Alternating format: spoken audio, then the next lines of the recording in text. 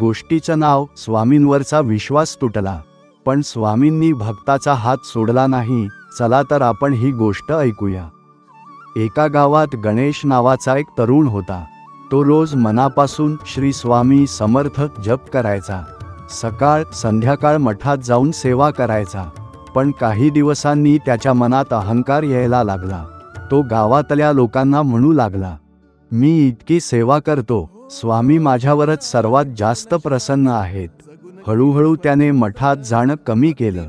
जप बंद झाला आणि एक दिवस तर तो म्हणाला, इतकी वर्षे भक्ती केली तरी माझ्या आयुष्यात काही बदल नाही. आता मला स्वामींवर विश्वास नाही.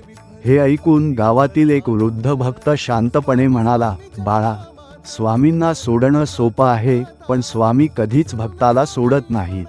काही महिन्यांनी गणेशच्या आयुष्यात खूप संकट आली.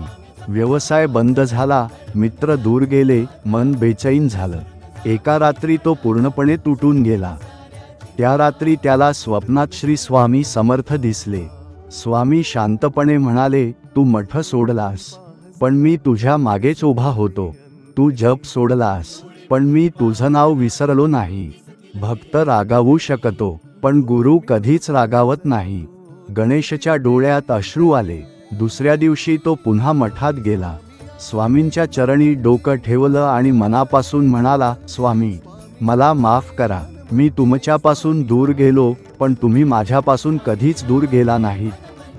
त्या दिवसापासून गणेशला समजलं, खरी भक्ती म्हणजे फक्त चांगल्या काळात स्वामींचं नाव घेणं नाही, तर वाईट काळातही त्यांच्यावर विश्वास ठेवणं आहे. श्री स्वामी समर्थ.